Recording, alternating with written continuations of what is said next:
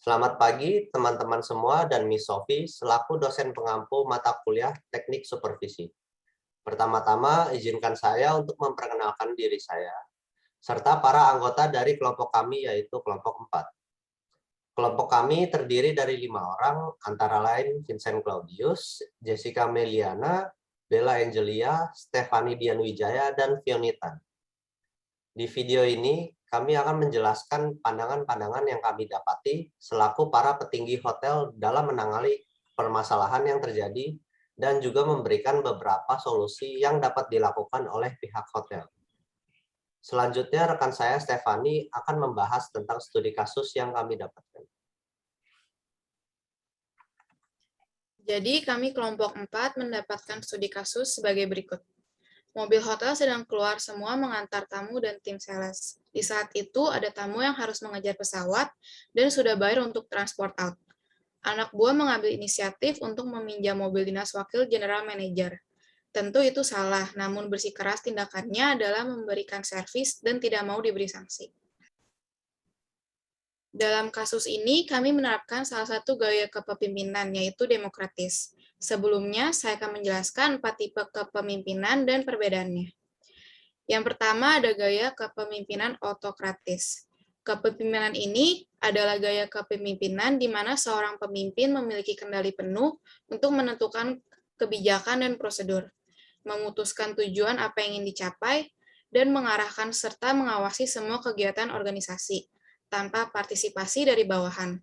Dilihat dari definisinya, gaya kepemimpinan ini hampir mirip dengan kepemimpinan otoriter, di mana seorang supervisor membuat keputusan sendiri tanpa adanya masukan dari bawahannya, dan menginginkan seluruh perintahnya untuk dipatuhi. Yang kedua, terdapat gaya kepemimpinan demokratis. Kepemimpinan ini cenderung ingin melibatkan seluruh anggotanya untuk berpartisipasi dalam mengambil sebuah keputusan, yang nantinya keputusan tersebut berpengaruh terhadap karyawannya, sehingga hal tersebut terjalin komunikasi dua arah dan bisa menjadi win-win solution untuk kedua belah pihak. Biasanya gaya kepemimpinan ini lebih memfokuskan kepada karyawannya. Kemudian yang ketiga terdapat gaya kepemimpinan birokratis. Gaya kepemimpinan ini adalah gaya kepemimpinan yang menjunjung tinggi peraturan atau prosedur untuk mengambil keputusan sehingga gaya kepemimpinan ini dinilai lebih kaku dan tidak fleksibel. Biasanya gaya kepemimpinan ini cocok untuk karyawan yang tidak memiliki hak untuk mengambil keputusan dan menjalankan apa yang menjadi keputusan supervisor sesuai dengan peraturan yang ada. Yang terakhir ada gaya kepemimpinan laissez-faire. Gaya kepemimpinan ini adalah gaya kepemimpinan yang memberikan kebebasan penuh kepada anggota timnya, baik dalam melakukan pekerjaannya atau dalam mengambil keputusan. Dengan begitu, setiap orang yang ada dalam tim tersebut dapat bekerja dengan cara yang menurutnya tepat, tanpa adanya tekanan atau batasan dari pemimpinnya. Hal ini membuat partisipasi pemimpin sedikit dan supervisor bergantung pada karyawan dalam menetapkan tujuan, membuat keputusan, dan menyelesaikan masalah. Selanjutnya akan dijelaskan oleh Fioni. Perkenalkan, nama saya Fioni. Berikut saya akan menjelaskan mengenai sudut pandang karyawan hotel tersebut. Dari sudut pandang karyawan hotel tersebut, tentunya kami akan mengutamakan kepuasan tamu. Sesuai dengan visi hotel kami, untuk menjadi hotel yang terbaik dengan pelayanan yang nyaman, serta memprioritaskan kepuasan tamu. Hal ini menjadi inisiatif baik dari karyawan tersebut untuk mengatasi kendala yang ada. Dalam kasus tersebut, tamu hotel telah melakukan pembayaran terhadap biaya transport out, yang mempunyai arti bahwa tamu tersebut memiliki hak untuk mendapatkan pelayanan transport dari pihak hotel. Di saat yang bersamaan, tamu tersebut sedang mengalami masalah karena sedang mengejar penerbangan, sedangkan tidak ada transportasi yang tersedia di dalam hotel. Hal itu dapat menyebabkan tamu dapat tertinggal dan juga terlambat dari penerbangan tersebut. Sehingga hal tersebut akan menjadi kendala untuk hotel bila tidak menangani kebutuhan tamu secara tepat. Dan nantinya juga hal tersebut akan mempengaruhi review tamu terhadap hotel. Berikut akan dijelaskan oleh teman saya, Jessica. Saya Jessica Meliana, saya akan menjelaskan mengenai sudut pandang sebagai supervisor. Menurut kami, jika sebagai supervisor, hal tersebut tidak bisa dibenarkan karena karyawan menggunakan mobil dinas tanpa meminta izin dan hal tersebut melanggar peraturan. Meskipun hal yang dilakukan oleh sang karyawan berniat baik, yaitu untuk melayani tamu, tetapi tetap saja hal tersebut disebut melanggar peraturan. Namun karyawan tersebut tidak sepenuhnya bersalah karena tamu sudah membayar transportasi sehingga memiliki hak untuk diantar ke bandara karena sudah membayar transport out. Sehingga tamu harus mendapatkan pelayanan yang terbaik.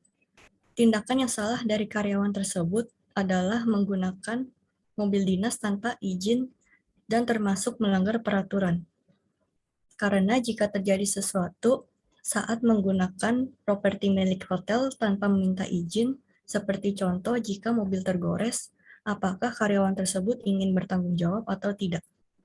Dan tentunya juga harus diberikan sanksi yang tegas berupa teguran kepada karyawan tersebut agar lain kali meminta izin jika ingin menggunakan properti milik hotel supaya kedepannya tidak terulang kembali. Dan seharusnya karyawan meminta izin terlebih dahulu terhadap general manager jika ingin meminjam mobil dinas untuk mengantar tamu yang sedang terburu-buru, harus mengejar pesawat dan sudah bayar untuk transport. Jadi seorang karyawan tidak boleh sembarangan menggunakan kepemilikan hotel tanpa izin. Berikut saya Bella akan menjelaskan tentang analisis permasalahan.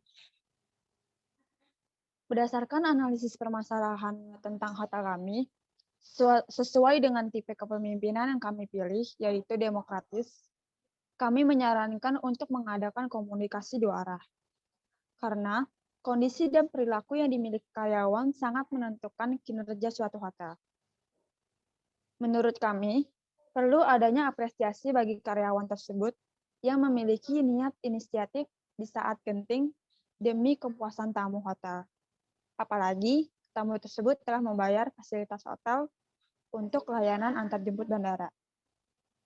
Namun, di sisi lain, diperlukan juga penekanan dalam memahami etiket hotel, yang dimana tidak boleh menggunakan mobil wakil general manager tanpa izin.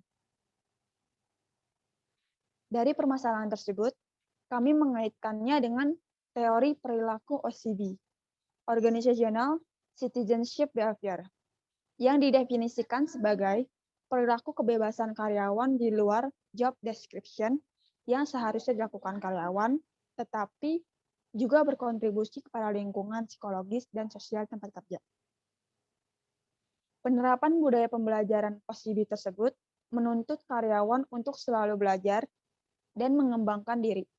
Dengan begitu, karyawan akan termotivasi untuk selalu bekerja dengan baik untuk hotel, bahkan karyawan akan dengan sukarela melakukan pekerjaan yang melebihi dari tugas utamanya.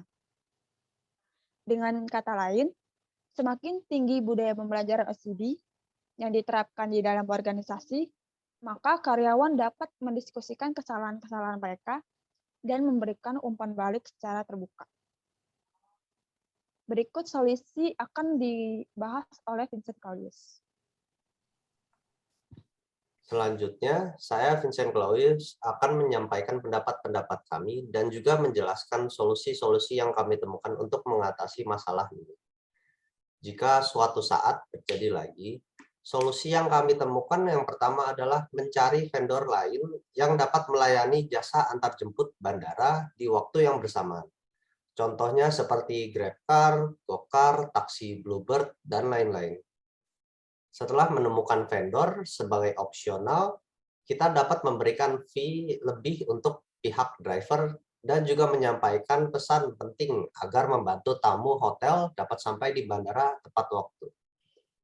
Solusi kedua, jika ingin meminjam mobil dinas wakil general manager hotel, harus meminta izin terlebih dahulu dalam bentuk lisan ataupun tertulis untuk menunjukkan rasa hormat kita terhadap atasan kita.